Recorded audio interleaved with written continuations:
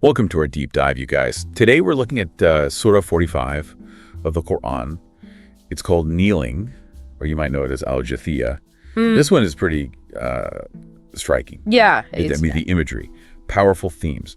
We're going to dig into how it uses like the natural world as a way to kind of reflect on Allah's power. Right. And then how it frames that choice between belief and disbelief. It's fascinating how Surah 45 just uses everyday things, the heavens, the earth, the cycle of day and night, as proofs, I guess, of Allah's existence and power. That's so true. It really is. Like when you look up at the night sky and you just have that moment, you look up and you see the stars and you get this sense of awe. Like you're just so small and connected, so much bigger. Yeah. Have you ever felt that? Absolutely. I think that feeling of wonder, that's like a human thing. Yeah. Doesn't matter what you believe, really. But what's interesting is that Surah 45 doesn't just stop there. It's not just like, oh, feel awe. Yeah. It pushes you to do more than that. Like to go past just the feeling and really think about the world around you. Okay. Like engage with it. Use reason to see the divine order in everything. So it's not just blind faith. It's about observing things, reflecting on them, and using your intellect to try to understand these signs from Allah. Yeah, exactly. Like a much more active way to practice your faith. It gets really interesting, too, when the surah starts comparing, those who believe versus those who don't. And it doesn't hold back. The language gets strong. Those who disbelieve, it calls them sinful liars, arrogant, saying they face painful punishment. It's pretty intense. That's true. It is. So, beyond just not believing, what makes something blasphemy in this context? It's more than just not believing. It's like you actively make fun of and reject Allah's revelations. Okay. So it's like you're turning away from the truth on purpose. That's a big deal. It makes you think about free will, right? Yeah. If Allah already knows everything, do we really get to choose if we believe or not? Oh, that's a tough one. Yeah. Theologically speaking, it's been debated forever. But the general idea in Islam is that even though Allah knows all, humans still have the power to choose what path they take. And that choice has big consequences for the afterlife. So the surah is saying you're at a fork in the road. And which way you go determines where you end up. Right. Okay, what I found really interesting was how this surah doesn't just stop at the consequences of belief or disbelief. It talks about guidance. And justice. Yeah. Like how Allah provides for us. The sea, for travel and food, all the things on earth, in heaven, all gifts. That focus on provision, that's all about gratitude. Right. Which is a big thing in Islam. If you believe that Allah is the source of everything, it changes how you see things, like the material world. Right. You don't focus on what you don't have. You appreciate what you do have. Right. Even small things. They're blessings. So it's like, even when things are tough, there's always something to be grateful for. Yeah. Do you find that focusing on gratitude, does that actually affect you? It does. Being grateful is powerful, and it goes right back to the idea of justice that Surah 45 talks about, verse 22. It says that Allah created the heavens and the earth with justice. Every soul will be repaid for what it did. So there's this big emphasis on accountability. What you do matters. So it's not just believing in Allah. You have to live your life that way too. Yeah. Trying to be a good person. Making choices that line up with what He teaches. What I find so interesting is how it then goes into this thing about desires. That human struggle. Oh, yeah. It describes someone who's made their own desires their God. Right. Like they want it now. Instant gratification. Yeah. No matter the consequences. We've all been there, haven't we? That struggle between wanting something and knowing it's not good for you. All the time. The surah uses this really powerful imagery. Sealed hearing and heart. Yeah. Veil over vision. It's like your desires are blocking you from truth, from wisdom. You can't see clearly. You can't make good decisions. It's like you're trapped in your own little world. And then there's the Day of Judgment. Surah 45 doesn't shy away from that at all. The imagery is so vivid. People on their knees. Each person having to answer for their deeds. Right. A book that records everything. The fire. The Qur'an uses powerful imagery a lot. Yeah. To make you feel awe, fear. Ultimately, to remember that you're accountable for your actions. Even if you don't believe in a literal day of judgment, facing what you've done in the past, taking responsibility for your choices, those are powerful concepts for everybody. It really makes you think Yeah. about every choice you make and how what we do today can have long-lasting effects. Just in this first part of Surah 45, the signs of Allah's power, the choice between belief and disbelief, the idea of guidance, justice, gratitude, and then the day of judgment looming over everything. Yeah. It's a lot. And there's still so much more to talk about. Oh, I know. In the next part of our deep dive, we'll get into the children of Israel. Okay. And explore how Surah 45 deals with doubts. You know, those uncertainties that come up on the path of faith. Welcome back to our deep dive into Surah 45. Yeah. We've been talking about some pretty profound stuff. We have. How Surah 45 uses the natural world, you know, to point towards Allah's power and how important it is to choose belief. All these signs in creation, it makes me think about prophets and their communities. You know, those stories, they're often seen as signs of divine favor too, right? You're right. You're picking up on something there. Surah 45, it's not just abstract principles. It connects them to people, you know, human experience. And one of the big ones it uses is the story of the children of Israel. Oh, okay. Now you're talking. I love the historical stuff. What does Surah 45 say about them? Well, verses 16 and 17, they talk about how Allah favored the children of Israel, gave them the book, wisdom, prophecy, even material wealth. Wow. It even says they were given advantage over all other people. But then there's this crucial detail. Okay. Even though they had all this guidance and favor, they started fighting amongst themselves. Oh, wow. That seems kind of backwards, doesn't it?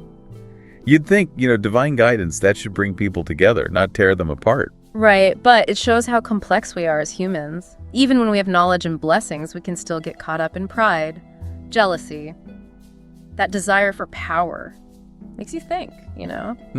How do we handle blessings in our own lives? Yeah, it really does. It's almost like the more we have, the more we find to disagree about. What do you think this part of Surah 45 is trying to tell us today? I think it's highlighting how tough it is to live up to our ideals, even when we have a clear path. Right. The children of Israel, it's a cautionary tale. It's saying knowledge and blessings alone, they don't make you righteous. It takes effort, self-reflection, and actually putting those teachings into practice. It's like you have a map, but you still get lost. You can have the best guidance in the world, but you still have to navigate the terrain. Yeah. Make the right choices. I like that. And talking about paths, verse 18, it's like it's talking directly to the reader, or maybe to the Prophet Muhammad himself. It says, we set you upon a pathway of faith, so follow it, and do not follow the inclinations of those who do not know. Wow.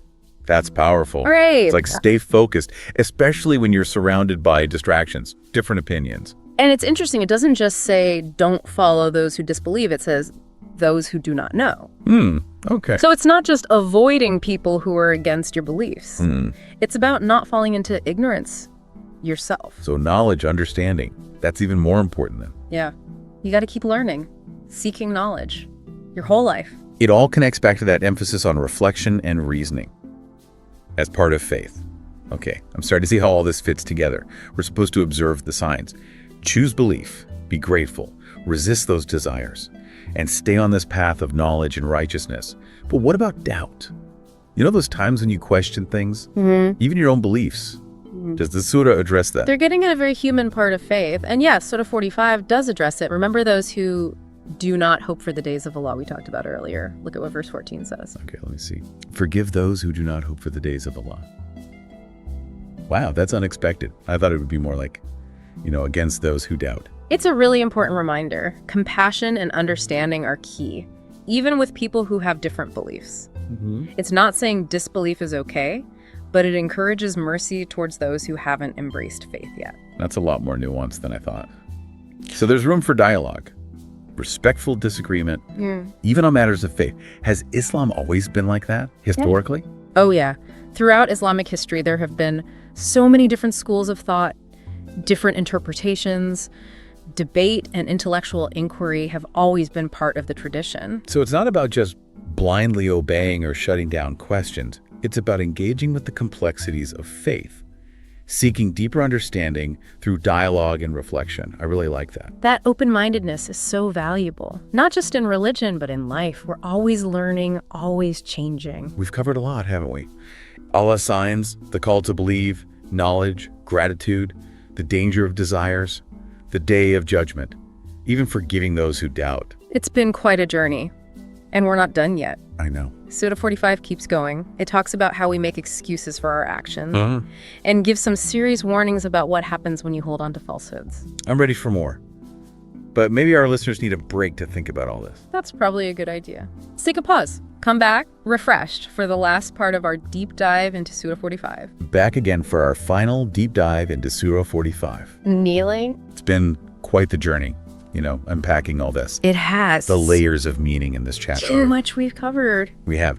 From Allah's signs in creation to that choice to believe. Even those tricky parts about doubt and forgiveness. Right. And remember how I mentioned the Surah talks about excuses too? Yeah. And what happens when you cling to those falsehoods? It's something that really hits home, I think. It does. Especially now. Today's world. Yeah. So much information coming at you, different perspectives everywhere.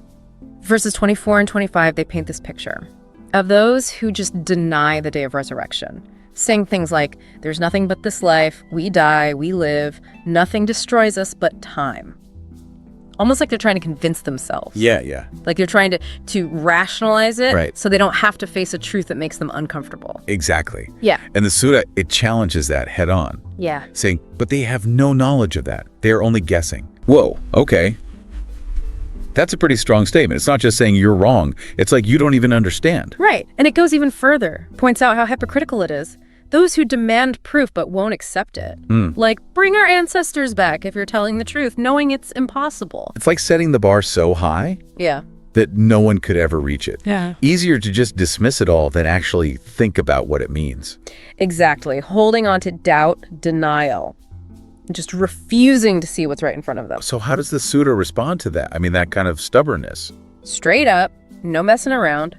Verse 26, it's like, say Allah gives you life, then he makes you die. Then he gathers you for the day of resurrection, about which there is no doubt, but most people do not know. There's no arguing with that. It's like, this is the truth, take it or leave it. Right. But even with that firmness, there's that little bit of recognition most people do not know. So maybe, just maybe, those who are truly looking, they can still find understanding. It's like a little glimmer of hope. Yeah. For those who are still searching. Even if they haven't fully embraced belief yet. But what about those who did hear the message and still rejected it? Verses 31 through 35. It's not a pretty picture. They're reminded of all the warnings they ignored, their arrogance, their guilt, laid bare, your abode is the fire, and there are no saviors for you. It's a serious wake-up call. Our choices matter. And rejecting the truth, there's a price to pay. But even in that judgment, there's this emphasis on accountability. Okay. How they had the chance to hear it, to understand. They're not condemned just for not believing. Right. It's for turning away from the light when they knew better. That's a really important difference. It's not about punishing people for what they don't believe. It's holding them responsible for rejecting what they did know to be true. Exactly. And that leads us to the very end of Surah 45. It's like the culmination, this whole exploration of faith, justice, what it means to be human. Okay, I'm ready. What's that final message? How does it all wrap up? Verses 36 and 37, it goes from specific to universal. Praise belongs to Allah, Lord of the heavens, Lord of the earth, Lord of humanity. It's like, this is it. Allah's sovereignty over everything. It's like zooming out. You see the whole picture. After all that drama with human choices, the consequences, you remember how vast and powerful the divine is? And it ends with this powerful reminder of who Allah is. To him belongs all supremacy in the heavens and the earth. He is the majestic, the wise. It sums it all up perfectly. Everything we've talked about, Allah's power, his justice, his wisdom, and the meaning he offers to those who seek him. Surah 45, it really makes you think. It does. About our place in all this, the choices we make, what comes after. But it also offers hope, guidance. You're not alone on this journey. What a journey it's been through Surah 45. It has. Belief, action, accountability, the nature of truth. Big stuff. If you want to explore more, read the whole surah. Think about it. See what others have to say. And remember, this is just one chapter in a whole book full of wisdom. Yeah. Well, thank you for joining us on this deep dive. Yeah, thanks for being here. Hope you found it as, I don't know, enriching and thought-provoking as we did. Until next time, keep seeking knowledge.